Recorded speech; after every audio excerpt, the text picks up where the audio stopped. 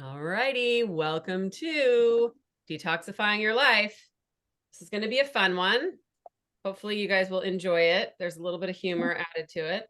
We're going to learn how to minimize toxicity in our personal care products, our household cleaning products, and your social environment. Kind of sounds like three different things, but you'll see how they fit together. So I'm definitely dating myself by bringing this up, but have you guys heard of this movie? Did you guys see this movie when you were younger? It's Yes. kind of like a cult classic. Like people that know it now are like, yeah, I saw that. So Pat Kramer, remember, she begins shrinking, and her friend, who like I can totally identify with, is like encouraging her to look at like all the lotions and potions that she's using, all the food that she's eating, the junk food. And so it's so funny. So I have a couple of videos that I want to show because it just cracks me up. And this was meant to be funny, like not serious. Like this was kind of like a spoof. And you think about like now, like we're serious about this stuff today. All right, we got to watch all the crap that goes with. I was attracting more and more attention each day. The smaller I got, the bigger my name. The top news story of the day continues to be the incredible shrinking woman. Perhaps the petite Pat Kramer is a metaphor for the modern woman. It is no secret that the role of the modern housewife has become increasingly less significant. Reluctantly, I allowed Judith to talk me into leaving the house, and it resulted in what will forever be known to us all as the supermarket incident. Judith, I don't think this is such a good idea. Not to mention my legs have fallen asleep. I understand, Pat, but you just bear with me. This is chemical warfare, and I won't be so helpless against. This we have nice macho meal. Let's see here. Fortified food flavoring, eco boosters, synthetic spermatozoa, testosterone, inert sugar syrup, tumescent tissue of bull scrotum. No, never. We have Cousin Bud's Speedy Spuds. Well, this has everything but the kitchen sink. TBH, Judy, I don't think this is working. Please get me out of here. Just ignore them, Pat. Don't you have something you want to shop for? Poison, maybe? Just get me out of here. Hello, Judith.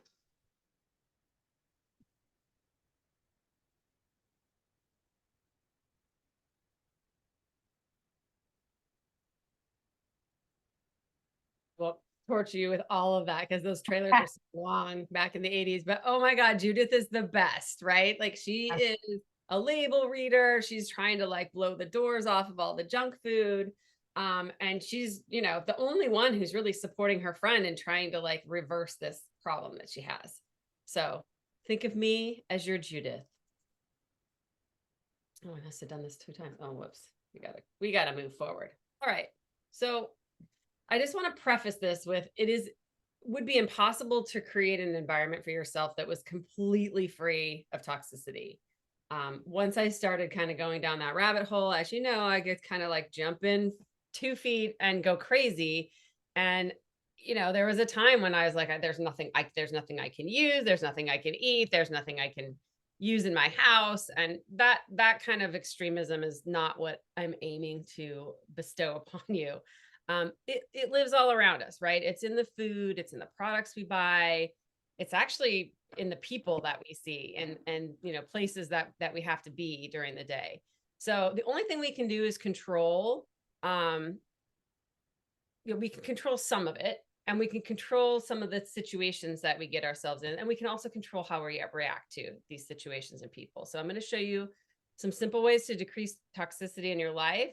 And it's kind of the same as the nutrition plan, right? If you put so many good things in and try your best, we're going to kind of crowd out the bad stuff and make something that's called the toxic load. So there's something called the toxic load, which is, I'm coloring my hair, I'm wearing makeup that has toxic chemicals in it, I'm putting lotion on my skin that has toxic chemicals in it, I'm eating junk food, I'm breathing bad air, I have so much stress in my life. Like that just like compounds in your body. So where we can weed it out, we're going to weed it out. So have you ever thought about this? Maybe you're already on this train and that's awesome, but some people don't really even think about what is in their personal care products. There are so many products on the market, And, it is starting to become a concern for a lot of people. And you'll see there's like a lot of products that are out there, and like the food products, it's all about marketing. If they market something that's clean, we believe it, right? And nobody's going to go out and do the research except for maybe me and find out, like, what are the bad things, what are the worst things to look for. There are definitely organizations that are doing this. There are apps that we can download and put on our phones. But if you're at Target and you're trying to buy an eye cream, or if you're at the beauty counter, you're not going to like get out your microscope and read all the ingredients and cross-reference it with your database and figure out what's good or what's bad, right? Like, I was doing stuff like that, and it was making me absolutely bonkers. It was taking too long. It gave me so much anxiety. But My biggest thing that I worry about is sunscreen, because you need to wear sunscreen. You need to wear sunscreen, and I use like banana boat, but then later I find out, no, I shouldn't be. There's so many chemicals in there. a sunscreen is a big offender for sure. As with anything that I'm doing, I'm going to point you in the right direction to make it easy so you don't have to do all that work, because I've already done it. Like, I might as well tell you exactly what I think is, going to be okay to use. So don't worry, I've got your sunscreen, girl. But just like the food industry, personal care is it's like a $500 billion industry globally. And marketing is tricky. The US only has 11 substances that are banned from our skincare, shampoo, toothpaste, nail polish, deodorant, you name it. 11 chemicals that are deemed harmful in the US.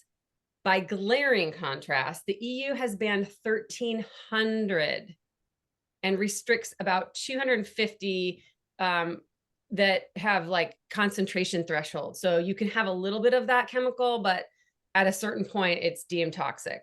So if you think about how our government's protecting us versus the EU and their restrictions, it is like night and day. We almost have zero protection. We have to be our own advocates. There is legislation that's going into place now about, trying to lobby for some of this, but that's not where the money's made, right? We're a capitalist society. The money's made in what can I make cheaply? What works, right? We want efficacy. I don't want to buy some kind of face cream that doesn't work, right? So there's a lot of things that go into the why in terms of what's going on here. But, here's what I know. Your skin is your largest organ, and it can absorb anything that you put on it within seconds. So you put sunscreen on your skin, it's going right into your bloodstream. It's almost less of a filter than your digestive system. So if you're eating, Doritos, right, there's some breakdown in your digestive system before it gets to your bloodstream. But skincare products and for that matter, any household cleaning products that get on your skin absorbs in seconds. So it's almost more important to pay attention to what you're putting on your body as it is to what you're putting in your body. And it's kind of overwhelming to know where to start. And because there's money to be made, like I said, some of the safest products are the most expensive, but you can keep it simple on basic items and kind of splurge on the ones that you really value the most in your regime or your routine. So here's what I mean by that. We're going to talk about the worst of the worst. So keep in mind, anything can be toxic in high enough quantities, right? So in the science community, they say like the dose makes the poison. But even water, if you drink too much water, right, that can be harmful to your body. So just keep in mind,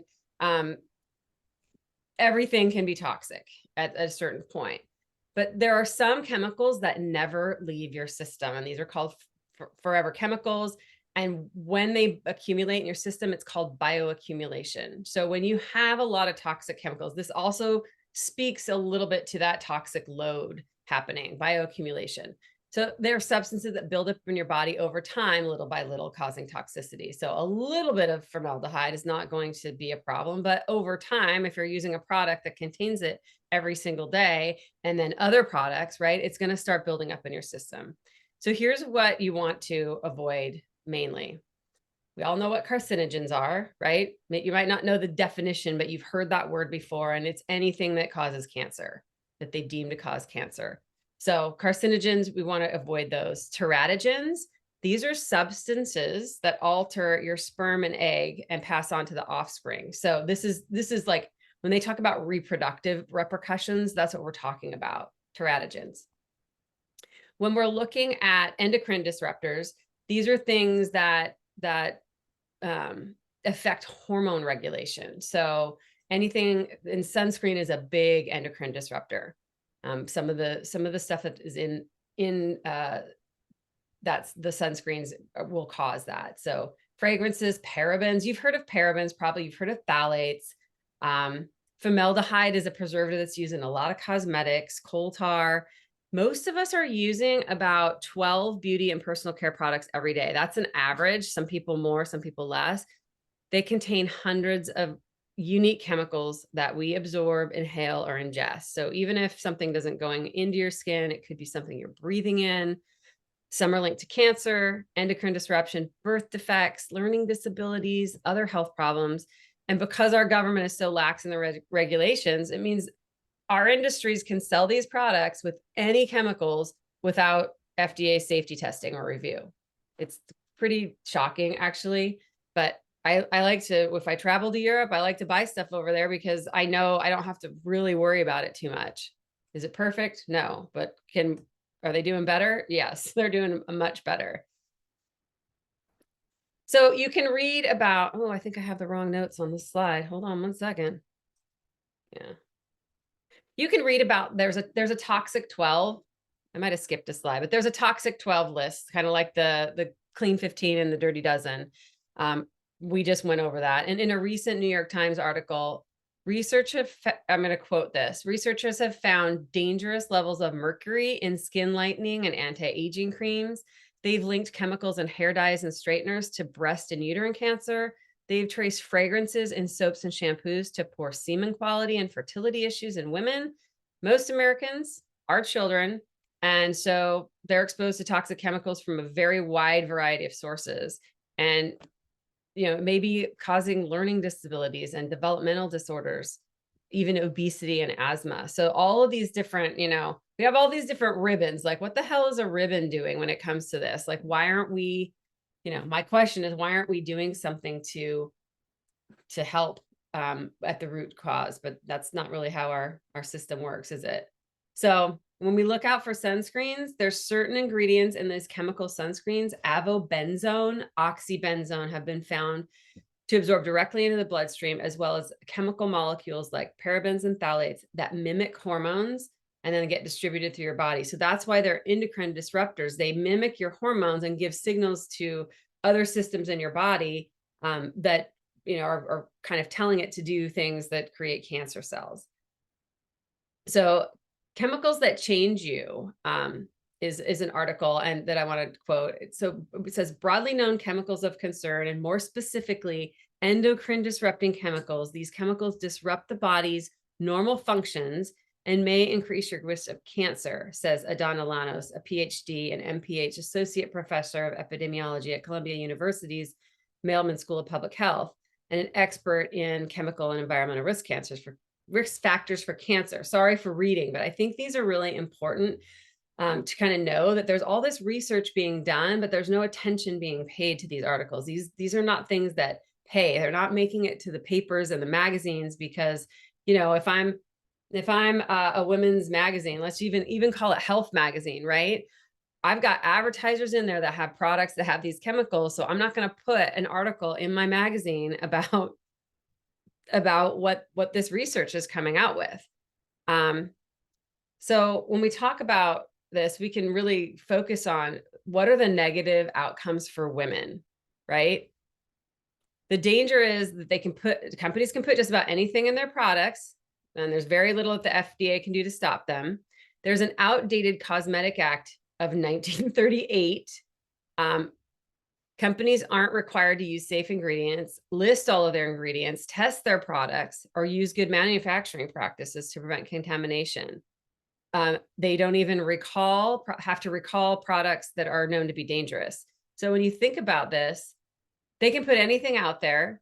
They don't have any liability, any accountability to the products that they're putting out there, and, make a ton of money on it. You see a lot of sort of cleaner, maybe higher quality products that are going into your your regular drugstores like Target.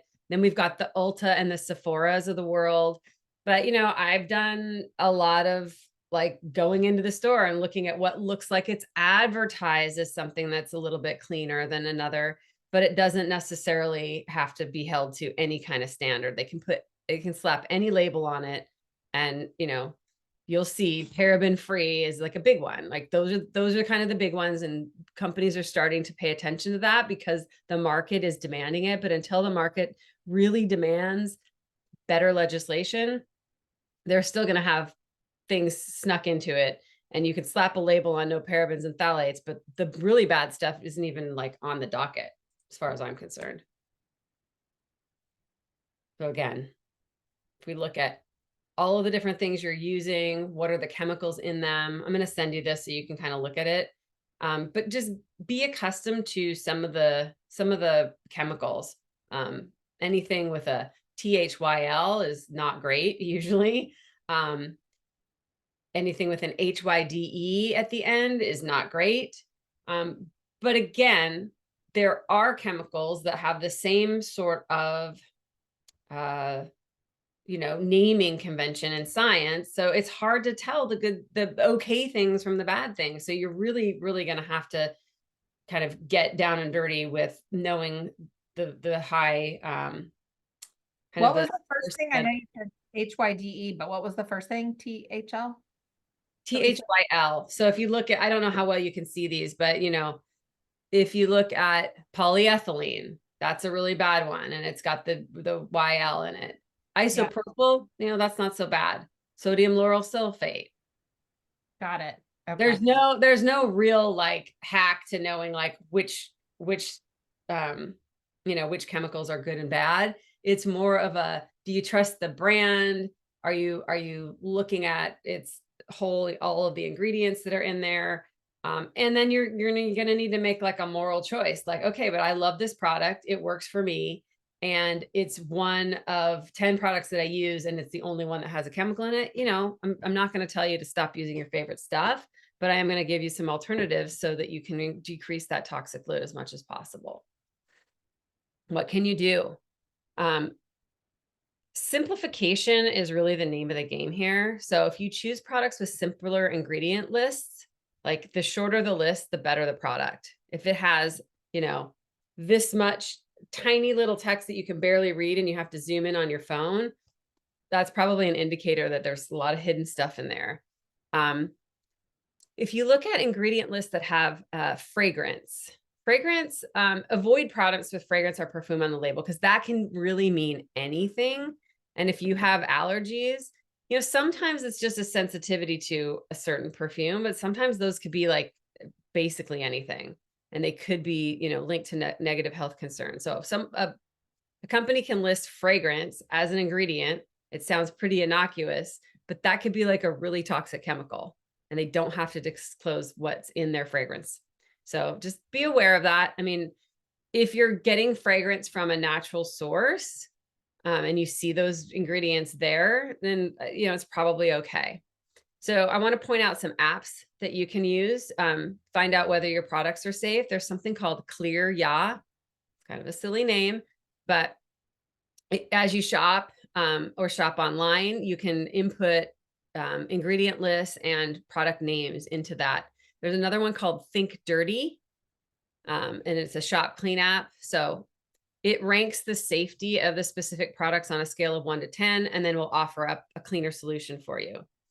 Again, the Environmental Working Group is such a great resource, EWG. They're doing in-depth research, and they actually rate different products to help when you shop. So their app is called Skin Deep, and that's been around for a long time. It's sometimes hard to find the products that you're looking for. So, you know, if you think, oh, I'll just take that to the store and plug in the name, like it's not that simple, and it's kind of annoying when you're shopping because you're spending a lot of time, especially if you go into a store like Target, where oftentimes you don't have a signal. It can be frustrating. So what I try to do is do my research with the apps outside of the shopping and find the product that I want before I go. The last one I'm going to tell you is called Detox Me. And I think, if I recall, this is the one where I can like take a picture of the ingredient list and it'll tell me, okay, what are the offenders and what are those offenders actually doing? Is it, they'll rank it. So they'll say, oh, this causes possible allergic reactions in people, right? That's probably not the biggest concern, right? You might have an allergic reaction and that would suck, but the ones you want to look for is it's an endocrine disruptor, it's a hormone disruptor, it causes, fertility problems. Like those are the big ones that you want to look out for. So I'm going to tell you, read your ingredient labels. It's largely unregulated, so you have to do your own research. There's no legal standards. I've said this again and again. Things can be labeled pure, natural, organic, and they can slap a soothing picture on it.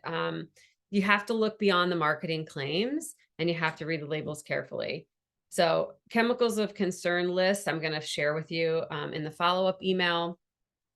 And then you can do it yourself. So some personal care products are really, really easy to make with just a few ingredients, and it can kind of be fun to make your own stuff, throw a party, do it with your friends. I've done that in an evening, like happy hour with my neighbors, and we're making scrubs and things like that. So that's really actually can be fun. And then get involved. So while it's possible and becoming easier to reduce toxic exposure in your home, you can buy safer products. But it's not really possible to like just, spend your dollars and shop your way out of the problem. So even if they're not in your home, toxic chemicals from personal care products can still end up in the air, in our drinking water, and in the homes of people who don't have access to safe water. So if you're thinking about, what can I really do? Like get involved actively, sign petitions. There is, I don't have it on here in my notes here, but this Campaign for Safe Cosmetics, the CSC, you can join their mailing list, and they'll start sending you stuff where you can, how you can make a difference. You can write to your Congress people, stuff like that. Do I do all of that stuff? Yes, a little bit, but busy, got stuff going on. All right. So we talked about the Skin Deep app. We talked about some of the other apps. We're going to kind of break it down. I was shocked to find that some of my very favorite products were kind of on the naughty list. And so I've gone through kind of my own rating system, because it can be exhausting and overwhelming and make you a little crazy and paranoid. And my advice is just do the best you can with the info you have. But the digging that I've done are for products that I use every day. And there's the safest I found on EWG and Detox Me and Clear Ya. So I've used those 3 apps and researched some products. So I created my own more easy rating system. Like EWG has like a 1 to 10 scale, right? Like that's kind of a lot for me. If I've given it a 3 heart rating, it's totally safe. It was verified to the EWG. I like it. I think it works. 2 hearts is mostly safe. It might have potential allergens. And then 1 heart it has some potentially hazardous chemicals, but it has high efficacy. So for example, an under eye cream that really works and has some restrictions, you might consider using it. Or if it's something that you use only once in a while, like coloring your hair or, using nail polish, you can kind of justify for your toxic load, things with 1 heart, because the 1 heart versus no rating is vastly different, right? Like 3 chemicals versus 25 chemicals in a product is what I'm talking about here. So some of the things that I use every day, and I use in high quantities, Dr. Bronner's soap. You guys have ever seen this on the shelf? It can be used for just about anything. You can use it as shampoo if you need to. You can use it on your face. You can use it on your body. You can use it as dish soap. You can use it as laundry soap. It is super, super gentle. It's pretty economical. I mean, when you look at these bottles, I think they're like $15.99 or $13.99. You think, oh, that's a lot of money for that soap. But considering that it's concentrated and you can use it for just about anything, it kind of takes the guesswork out of what do I use for this? What do I use for that? So I keep a number of different flavors. I call them flavors, but you don't eat this, right? I buy the plain one of that, and then I dilute it with water in a foaming soap thing, and then add a few essential oil scents to it. My Young Living. You are 10 steps ahead, because that's exactly what I'm going to suggest is use it. I'll tell you, I buy these. I didn't have these out, but I just buy these glass pumps. I buy the glass jars and then I buy the pumps separately. And I put these in my bathrooms with the soap, whatever flavor I want. I have essential oils, exactly. And then you can give them as gifts to people, right? They look really nice and they smell better and they're totally safe. So you can bestow upon others your learnings. One lotion, I always like a good cream because my skin is really dry. The Honest Company, this is happens to be citrus vanilla. I know this flavor is totally fine. So the Honest Company had some bad press several years ago for their children's sunscreen. And the bad press wasn't because it had toxic chemicals in it. It was because it didn't actually protect children from the sun. So again, when I talk about, does it have a good rating, but does it also work, right? For that reason, like that was horrible. I think they've kind of corrected the problem now. So the Honest Company is a pretty good brand. You still have to look within brands and make sure that they haven't snuck anything in there. Cause sometimes I think it's the FDA that regulates. They're more concerned with adding chemicals so that things don't get mold and have other problems and go bad than they are with the preservatives that are actually toxic that are causing it from going bad. So for example, they'll totally say it's fine to put formaldehyde in your mascara, right? It's going into your freaking eyes. And before they're going to say it's okay to not have a preservative in your mascara, right? That could cause, bacteria to grow and an infection in your eye, right? What would it's kind of cuckoo, but that's really what we're up against. So if that cosmetic companies are already saying after a year, you should get new, you shouldn't go past 6 months on certain stuff and you shouldn't go past a year. Well, if it has got those preservatives in it, it'll basically last forever. What happens is it starts to dry out. If we're talking about mascara, I got really excited. I met this woman who has dedicated her entire life to, well, not her entire life. She was a spa director. She went to a really prestigious hospitality school and, started running these really high-end spas. And, when you go, I'm going to show you what her products are. When you go, when a cosmetic company goes to pitch a spa, they give you this beautiful packaging. They give you full-size products. I really didn't know how this works. So they're pitching you and they're giving you all of these samples that are full size and it's this beautiful presentation. And she started like getting really curious about, spas use high-end stuff, but again, the high-end stuff doesn't necessarily mean it's clean. So her kind of passion was to start researching all this. And she started working with, only the companies that were looking at the chemicals for their toxicity. And then she's taken it one step further, like, is it good for the environment? So I had gone down a path of loving this sunscreen called Supergoop. So it is clean. It's totally fine for your body. It goes on really smooth because it has this like almost like silicone in it. And so it's easy to spread on. It doesn't look white. I was buying that in droves. It's expensive. And so when I went to interview her, so she's in a networking group of mine, and I went into her store to interview her for a blog post that I'm going to do. And I said, hey, what about this stuff? And she's like, it's fine for you. It's horrible for the environment. So you've heard about when sunscreens wash off into the ocean, it's ruining the barrier reef, right? It's those, that silicone in it has these nanoplastics that go into the water system and kills fish. So then I was like, well, I don't, like when you start thinking about all of the downstream effects of the products we're using, it's just mind boggling. So I switched out. So I have, Natalie, I've got a sunscreen for you. I bought 2 sunscreens from her shop. One I really liked. The other, it went on, it was white. It was hard to rub around. So, you've got to pick and choose your stuff. I've got a lot of stuff here. Some of the main key things that I like to use. This stuff is called New Wash. So there's kind of a trend towards non-shampoo shampoos. If you've seen that, there's bars for your shampoo. They come in a bar. You can take it with you. There's this stuff, which is it's almost goes on like a conditioner. It's really moist.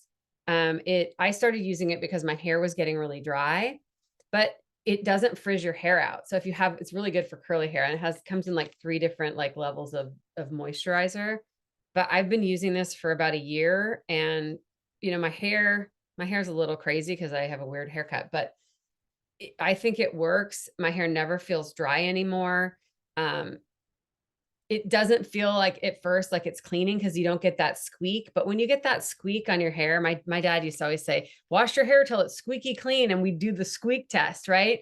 The squeak test, those are chemicals that are stripping your hair. So that's actually not good. You don't want your hair to be that clean. You want to clean it and wash out the residue that's built up on it. And you want to keep your scalp moisturized. So I love this. It's called New Wash. You have to get it online. But you can do a subscription, and it comes in these like really eco-friendly packaging. It's still plastic, but it's not a bottle, right? Bottles have way more post-consumer waste to them. How sensitive is your skin? Like everything breaks my scalp out. I have that seborrheic dermatitis. My skin is pretty tough. I get weird allergies, but it's more of like what goes in my body. So I'll get hives from stuff, but my skin in general is not sensitive. My sister is like you. She's got every allergy under the sun. She started using this first. So it's been fine for her. This one only has 2 hearts. Okay. This one only has 2 hearts because it does have some like, you know, fragrance and potential stuff in it, but it's pretty good. And actually the person who turned me onto this was a hairdresser who got some really extreme health problems from all the chemicals that she was using, you know, in contact with every day in her salon. And so she started looking for better products, and that's what she went to. They also have a salt spray called Undressed, and this hair balm. And this hair balm is like magic. It doesn't get greasy, but it gives your hair a little texture. So if you have fine hair, you can put it on wet hair, you can put it on dry hair, you can reapply it later so it doesn't get tacky in your hair. I really like it. What is that one called? It's just called, it's Hair Story by the same company, Hair Story. Oh, okay. It makes New Wash, it makes Undressed, and it makes this hair balm. And I think they have a couple other products as well. You can buy them in bundles. So I used to endorse that Supergoop Unseen Sunscreen. I do not anymore. I'm using something called, oh, I'm not going to remember what it's called now. I'll send it to you. I just can't remember. I should have a sample of it, but I didn't bring it. Oh, do you know what? You can put it in your follow-up email. I didn't record this, you guys. I'm sorry. Yeah, you are. I did? Oh, okay. Yeah, you are, but you can put it in your follow-up email. I will. And then for deodorant, I was using Lume, if you've ever heard of that one. And I think it's pretty good, but it's really, really expensive. It was made by a gynecologist. She was looking for a cleaner product for herself. And so she developed the Lume deodorant, and it comes in a cream.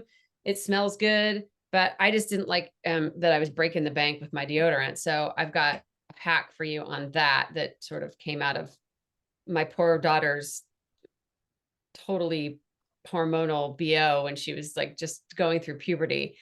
And then last but not least, I wanted to just bring up this stuff called Mature Bliss. It's on my website, so you can buy it there. But my friend actually formulated this. She's gone through the program, and she's also been on, if you go back and watch a past video of this, she joined us and she talked a little bit about it. But it basically came out of, you know, she was always like looking for new products and then always trying to make cleaner, more effective products. So she, during the pandemic, developed her own and just worked with a company to manufacture it and create, you know, these labels and all this stuff. But it's all pretty effective. I give it it's got a 1 star. So it has some stuff in it, but it works very well. So the efficacy on these products are great. So it's a retinol serum. I like it because it's a 4-step process. In the morning, you wash your face, you put on this stuff. It's called brightening juice. So it's like a vitamin C serum. And then you use the day cream, which is called profoundly potent wrinkle cream. You can use it under your eyes and you can use it on your face. You don't have to have like 10 products for it. And then the Good Night Stem Cell Elixir is for night cream. And before you put that on, you put on this retinol blast. So at night you put on a retinol. So anybody over the age of 35 should probably be using retinol for fine lines. And if you care about that kind of thing. And then the Good Night Stem Cell Elixir, it's really rich and creamy. You can, it's not expensive. I think it's on my website for $79.99 that she's selling the set of 4, and it lasts for a long time. So that's my plug for my friend. That's probably the only plug you'll see me use for an actual product that I'm selling. But really she's not marketing it. She's like, will you be my marketer? So I'm going to go into a little DIY beauty. So I had mentioned to you the antiperspirant. I don't know why I didn't bring that. I use a little spray bottle. So this is when my daughter was having some issues with her, changing body. We had to get like a clinical strength deodorant, right? So I purchased it online at the time. It was imported from England. It was a tiny, probably like a 2 or a 3 ounce spray bottle that it came in, and it was like $40. But when your kid is going through that kind of like rough period, you're like willing to buy anything. But I looked at the ingredients and it was really like almost 100% rubbing alcohol. And so when it came time to repurchase it, I just poured some alcohol into the bottle and I didn't tell her. And I just kept checking in, like, how's it going? Like, is it working? And she's like, yeah, it's fine. So like, there's a hack right there. All you have to do is spray alcohol, right? All you're doing is like cleaning out the bacteria in your pits. So you can spray it on your body. You can also, sometimes if I like, Natalie, here's a hack for your work clothes. If I've pit out in a suit for some reason, and it's like a hot day, and then I come home and like sometimes those certain fabrics will just like retain the smell because it's a synthetic fabric. It's like a lining of a suit jacket. I'll just spray the alcohol into the pit of the jacket as well as on my body, either to avoid it or to get the smell out. Because even if I dry clean it, sometimes it can be really strong in there. Gross, I know, but it works.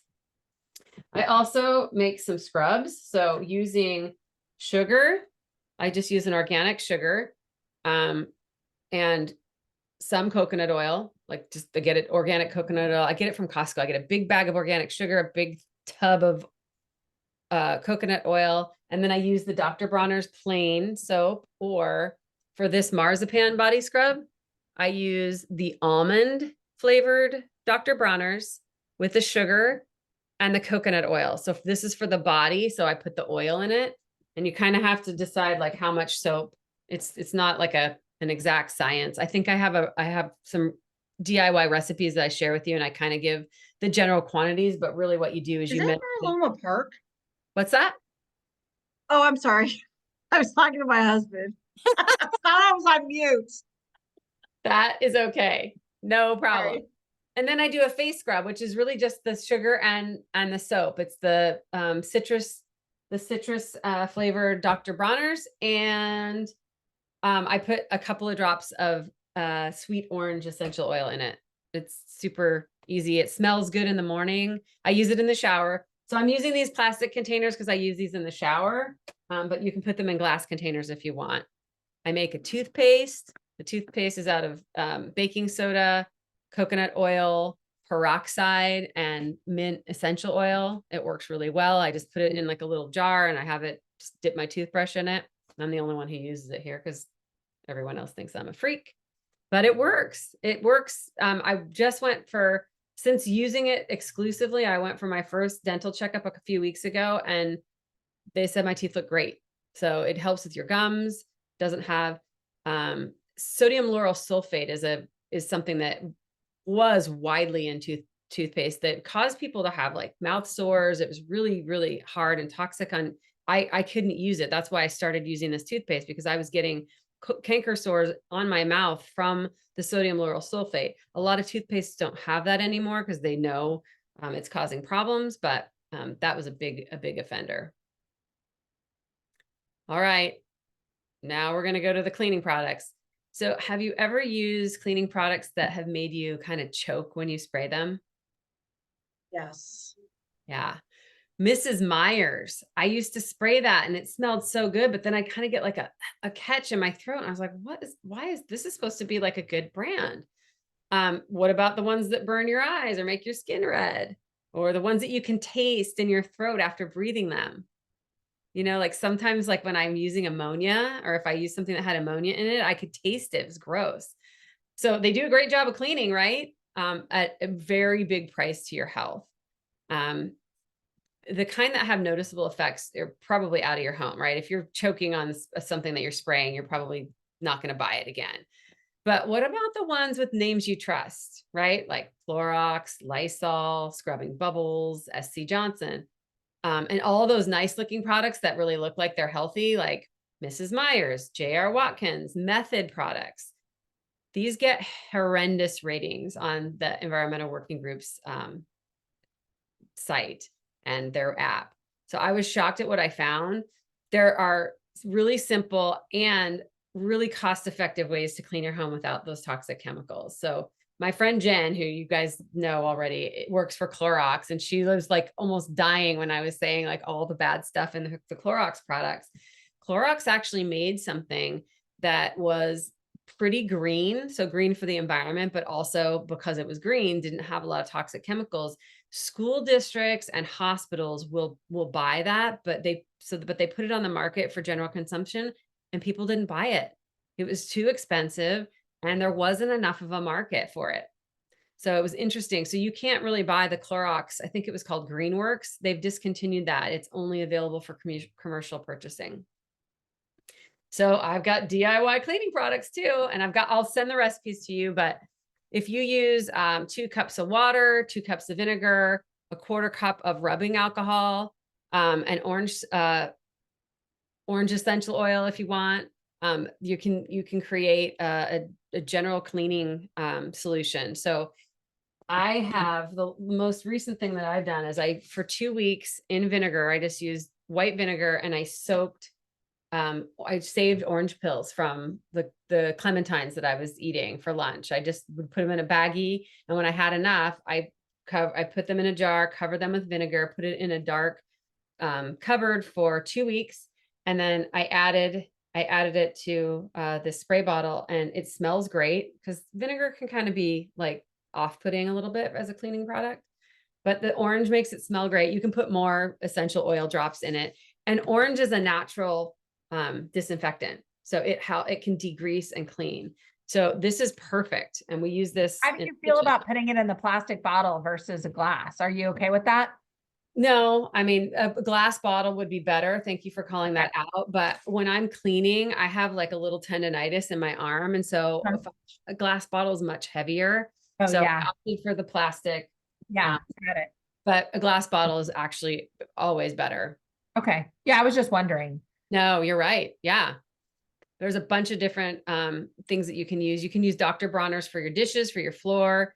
I have a recipe for laundry detergent that I'm loving. I put a ton of essential oil in it, but it's washing soda. So Arm & Hammer makes a washing soda, and then you use Epsom salt and table salt and baking soda. So I buy baking soda in the huge bags from Costco, and I use it for everything. If you stick baking soda in a dirty, greasy pan and then spray vinegar. So I have the vinegar spray, just a plain vinegar. I have it in a spray bottle. It like bubbles up. It's like a science experiment and you can scrub anything off. And then, you just, if you need essential oils, you can use essential oils. But one essential oil I'd be really careful with is tea tree oil because it can be toxic to your pets. So just wanted to call that one out because it can smell really good, but it can be toxic to your pets. I also put either lemon, lavender, or orange oil on my filters for my vacuum, just because it smells really good when you're vacuuming. So if that starts to smell, you can enhance it with essential oil. But if you are using borax is banned in the EU and Australia. So if you're I've looked up recipes for DIY products for washing, and it's mostly for economical purposes, but borax is very toxic. So just steer clear of that. what else do I have here? Oh, I found a glass cleaner, rubbing alcohol and cornstarch, I think, and a little bit of water, and it cleans glass, because glass cleaner usually has ammonia in it, and it's not great. Windex is not a great thing for you to have for cleaning glass. And you said these are on the website? Yeah, I'll send it to you in the follow-up message. I've got a PDF of like several different recipes, but these are going to be workshops moving forward. I have like 2 coming up, a Nice. personal care DIY, and then we'll do a household products DIY. So it'll be fun. We'll get on Zoom, and you can bring all your stuff and we can make some stuff together. Awesome. Okay. Hard to avoid negative people, right? They're all around us. Not going to name names, Natalie, but I can think of one right now. Right? Yeah, Like, no, you don't need to name names. I'm not naming names. This is on a recorded line. They show up in the workplace. They show up at the grocery store. They're behind you at a stoplight. They might even be in your own home or family, right? Those might be the toxic people that are around you, and you're never going to be able to avoid them. So the only thing you can control is how you react to them, and when situations arise, what you do about that. So I'm just going to offer some quick solutions. And, we're all grown-ups here. We know how to deal with it, but I've been around people who, although they are grown-ups, get really cuckoo and let stuff bother them. So you have to hold boundaries with people that are negative. I have started spending less time with the friends that drain me, right? They just suck the life out of you. They don't elevate you, and, they don't align with your values. And as some people come to me in this program and they don't know anything about any of this stuff. And as they start having new habits, like their friends start questioning what they're doing, right? And sometimes if people don't support you in your betterment, if we can call it that, this can be time to cut friends. And I'm not saying like cut people out of your life. I'm just saying spend less time with people who aren't doing the things that align with your values. You can limit time with toxic family members, right? You can't avoid them altogether, but you don't have to, spend every single holiday with a family member that's not making you feel great, or not making your family feel great. I mean, I've had grandparents who are negative about the kids and say things that hurt their feelings, and you need to hold those boundaries for your family too. So, not to get too far in the weeds, but those are things that I just think talking about and giving people permission to recognize as doesn't have to be that way, and breaking cycles in families is important. Workplace or other obligatory situations, you just got to keep things at a distance. If people set your buttons off, you have to look at them. This is how I look at them. If somebody is giving me a hard time or having behavior that is just, wrong according to me, I just figure that something must have happened to them, right? Somewhere along the line, someone either taught them to act that way, or they've got some kind of insecurity around whatever it is, and it's causing them to act that way. I think people are generally wanting to do their best and be good people. There are bad seeds out there for sure, but you just got to take the high road. You just got to, compliment them when they do something that you like, and not give them the time when they do something that's silly or stupid, and not take things personally. And that advice given to myself has been the only way I've gotten through some situations, right? Like, it's not personal. 99% of the time, it's not hard personal. not to take it personal, but you're so right. It is. It's hard not to take it, but when you take it personally, like, that's on you. The other person suffering, you're having all this anxiety, or you're losing sleep over someone who like can't do the right thing. You just have to let it go. Yeah. Scott will say, Nicole, it's not all about you. It's not. And it's like 99% of the time, like if someone's honking behind me at a stoplight, I'm just thinking, okay, they might need to pick up their kid at daycare. They might be taking someone to the hospital. They just might have had a shitty day and they just want to get home for a cocktail. I don't know, but like whatever it is, like it's not me, right? They need to go faster. They need to get out. I need to get out of their way. So I pull over. or I let people go. If they're in such a freaking hurry to get through the light that they're, just speeding through a yellow light, like, go ahead, right? Like, I got all the time in the world. And when I take that kind of viewpoint of it, then I'm not mad at it. Do I ever get mad? Yes. And I've got a solution for that. So, in a situation where I was just starting to in my life feel super underappreciated and in a relationship, in a past relationship, and like but couldn't talk to the person about it, right? Like it wasn't worth the fight.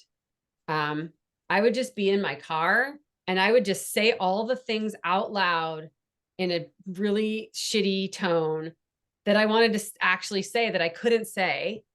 And I got it out. I got it off my chest. And then when you hear yourself saying that, for me, it sounded ridiculous, right? I sounded petty. I sounded shallow, but I got it out and I felt so much better. Sometimes I'll like scream in my car, or sometimes when people cut me off, I'll just like have a rage at them because they're not going to hear me. I get my rage out some way. Like you have to have an outlet for that stuff, but it doesn't have to be on the people that you care about. And it doesn't have to be where anyone can see you losing your shit. Do I lose my shit in front of people? I do, but I try to minimize that. So Hey, I have a question. It was on a past workshop, and I know we're not at Q&A yet, but just before it, so I don't forget it. I didn't ever see the breathing technique, and I know you talked about it, and like I was having trouble falling asleep one night, and I was like, I gotta ask Emily when I remember. So I'll send something to you. I don't have a document that does it. It was in the presentation itself, but maybe it was only in my notes. When I my first presentations, a lot of it was like just on the screen, like words on the screen. But as I created these new ones, I created notes for myself, and because I didn't want to be reading off of the slides. Sure, of course. So I think maybe some of that got taken out when I redid these presentations. So I'll send you the breathing technique. I'll send it to both of you if you want it on a separate email. Okay. I'll create a quick document, whatever. We'll do that. Okay. Whatever's easy. Yeah. I just right because I was laying there thinking if I only had Emily's breathing technique, I might be able to make like a little card to put by your bedside. Maybe I'll make it so that you can print a PDF of like a little laminate. I have said this like almost in multiple ways, but practicing some kind of contemplative practice, whatever it is. If you pray, keep doing that. If you meditate, keep doing that. If you journal, that's great. Some kind of way. I mean, for me, I have a hard time meditating, but when I go for walks alone, that's a good time for me to kind of reflect and think. And that's really like self-care for me. That's how it looks for me. I got to be moving. Maybe it's just like listening to music or listening to a book on Audible, but those are things that can really calm your mind and give you some reflecting time, or just time to think about stuff that's not your daily life. So when I am immersed into a book on a topic of something that's completely unrelated to everything that I do, that can be a good escape. Even driving time, since we do a lot of driving on a job by myself, I'll listen to music that pumps me up, or I'll listen to a funny podcast. Yep. And it really changes my mood. And so when I get to my next appointment, I'm ready to go. Yeah. And Natalie, our job now where we're not like sitting at home, for me, like I'm not sitting at home in front of my computer screen working all day. I have that drive time in between. That has made a huge difference because I get time to either call people I need to call. I have like a running list of people that I need to be in touch with, people in my personal life that I want to reach out to. And I go through that list and I call them and, catch up for 10 or 15 minutes on my drives. That makes a huge difference because I don't feel like I'm abandoning my people. I mentor a few salespeople from, previous jobs, and I touch base with them. I keep in touch with people in my network that I want to keep in touch with. I have college friends that are like, I can't believe you're calling me. I'm like, I have time now. Right. So like that can like really fill up your cup, and you need to always keep your cup filled so that you can be of service to those around you, right? Your family, if you're a parent, or, just other people in your life. So yeah, it's a perfect time to call my mom too, because it gives me a limit of how long I can talk to her, and I'm calling her. Oop, gotta go. Gotta meet. Exactly. Totally. Totally. And I don't call if I've got an hour drive. I call if I've got 15 minutes. Yeah, exactly. I hope you're not listening to Good for both of you. this. Yeah, I highly recommend it. Somehow, maybe on your plane rides, you can use that time. I usually use that time to sleep, but sleep is good. The other thing is, and this is something I've been doing over the course of the past like 7 or 8 years, is really be careful of how much news you consume, how much just bad accounts that you're following on social media, people that are negative. Like I just block all of those, or I unfollow. Like if I start following something that I think is good and then they start pumping out content that I'm like, this is really negative, or if it just gets too political or the comments are just too, tense, I just stop following them. And it's totally fine to do that. And then what I did instead, because, Instagram's going to like that algorithm's going to start serving you up, all of the things. I started following a number of different accounts that are just really positive. So I'll send you a list of like those things that I think are good, just a handful. It's not inclusive, but it's made a difference, right? You get like little positive memes in your feed that you can share with, sharing with people that you care about. But this made me think of you, or I thought you could use this message. Like that's kind of nice. And it's just like a little simple thing to do. It can be kind of silly, but if you're on social media, it can be either a source of positivity or it can be a real source of negativity. I told you this was a short one. Well, we're on time, right? as opposed to a half an hour past. No, you did good.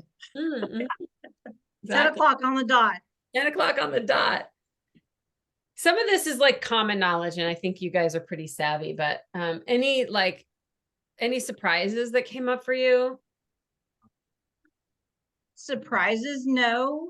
But good information as far as toxic chemicals in everyday products like deodorant. That's the rubbing alcohol. That's a good tip, because I'm always afraid of, I've used those natural deodorants and I'm like, I can still smell myself. They don't work because they're a deodorant, not an antiperspirant. Right. Yeah. Yeah. So, so that's a good tip for sure. It's not antiperspirant, but it keeps it dry in there and it keeps the bacteria down.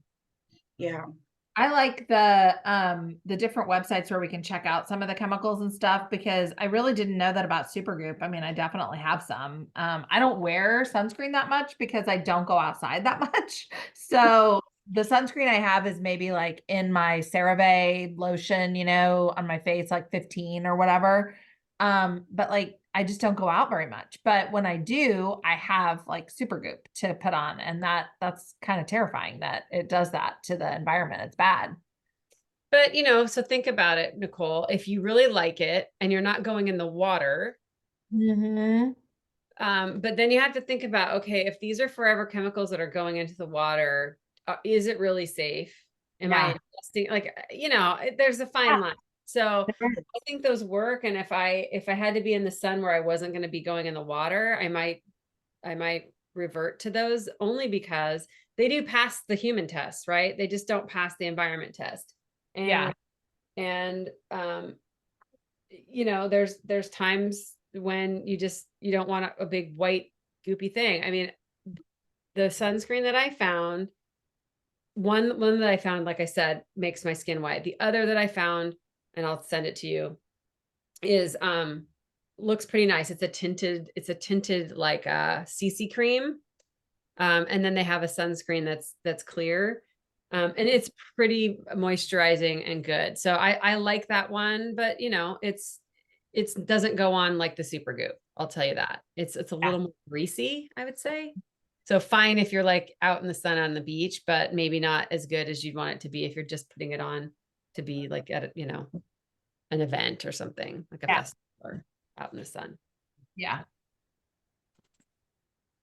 Any other questions, comments? I want to play this last video for you because I thought it was funny. I found this one today when I was trying to put these videos on, but I feel like I can totally identify with Judith here. had, now, they have Flow Natural hairspray, Fountain of Truth beauty cream, and this is so light and fluffy on the face. No fooling cleanser. I just love that. It is nice. No sweat deodorant. What a name. And pet for the total woman they have developed. A new feminine hygiene spray called Breathe Easy. Isn't that a comfort? This product not only does the job, but is also good for you. I have heard that a certain national leading brand, which shall remain nameless, actually kills cockroaches. Judith, no. Disgusting. I had to show that because I feel like I'm Judith, right? Like I think this is kind of like a natural Avon lady. Like she's trying to sell her products, but it was Actually kills cockroaches. cockroaches. Hilarious. So I'm your Judith here. I'm not gonna lie. But I will let you go, get on with your Saturday. Thank you so much for joining me. I'm gonna stop my share, stop the recording. Stop recording.